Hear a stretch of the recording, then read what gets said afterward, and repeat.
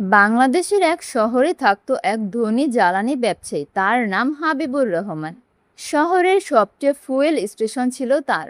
বাইরে থেকে সে খুব ভদ্র আর দানশীল বলে পরিচিত হলেও ভিতরে ভিতরে সে ছিল ভীষণ লোভী। একদিন হঠাৎ শহরে জ্বালানির সংকট দেখা দিল। স্টেশনের সামনে ভোর থেকে মানুষের লম্বা লাইন, কেউ অফিসে যাবে, কেউ অসুস্থ রোগী নিয়ে হাসপাতালে যাবে, সবাই উদ্বিগ্ন। গেটে বড় করে ঝুলছে একটি সাইনবোর্ড, আজ জ্বালানি নেই। মানুষ হতাশ হয়ে দাঁড়িয়ে আছে। ভাই, একটু তেল দেন না, জরুরি কাজে যেতে হবে। সকাল থেকে দাঁড়িয়ে আছে, এখানে কিছু পেলাম না।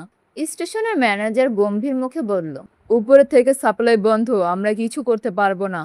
মানুষ ধীরে ধীরে হতাশ হয়ে ফিরে যেতে লাগলো, কিন্তু সত্যটা ছিল ভিন্ন। স্টেশনের পেছনে অন্ধকার গুদামে সারি সারি ড্রামে ভরা তেল লুকিয়ে রাখা ছিল।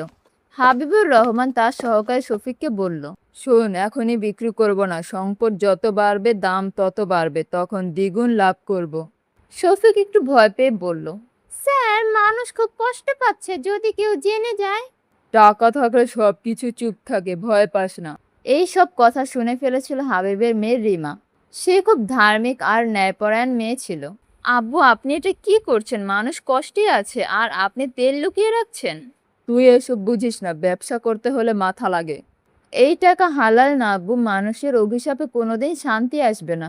কিন্তু হাবিব তার কথা শুনল না।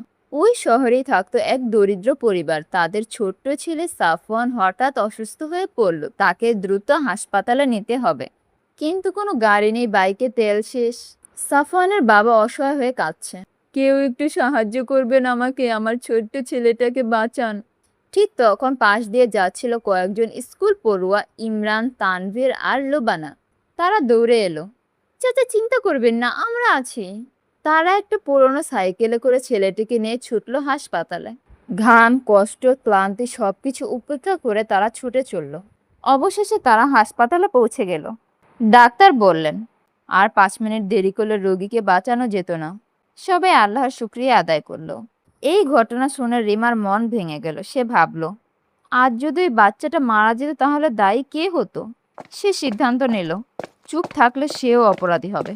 রিমা তার বন্ধুদের নিয়ে স্থানীয় প্রশাসনের কাছে গেল, সব প্রমাণ দেখালো, গুদামের মানচিত্র, লুকানো তেলের তথ্য।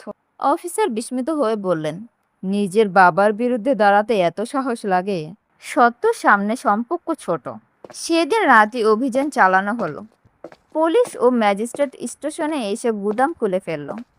ভিতরে হাজার হাজার লিটার তেল পাওয়া গেল। হাবিব হতবাক হয়ে গেল। রিমা, তুই আমাকে এভাবে ধরিয়ে দিলি? আমি আপনাকে না, অন্যায়কে থামিয়েছি। ম্যাজিস্ট্রেট বলল, অতিরিক্ত মুনাফার জন্য পণ্য মজুত করা অপরাধ, আপনাকে শাস্তি পেতে হবে। হাবিবকে জরিমানা ও কারাদণ্ড দেওয়া হলো। জব্দকৃত তেল সাধারণ মানুষের মাঝে ন্যায্য দামে বিতরণ করা হলো। কিছুদিন পর হাবিব জেল থেকে বের হলো। সে বদলে গিয়েছিল। মেয়ের কাছে এসে বলল, তুই ঠিক ছিলি মা, লোভ আমাকে অন্ধ করে দিয়েছিল। আল্লাহ তওবা কবুল করেন আব্বু। বন্ধুরা, সত্যের পথে দাঁড়াতে গেলে অনেক সময় নিজের আপনজনের বিরুদ্ধেও যেতে হয়, কিন্তু আল্লাহ সব দেখেন আর সত্যই শেষ পর্যন্ত জয় হয়। ভালো থাকবে বন্ধুরা। আসসালামু আলাইকুম।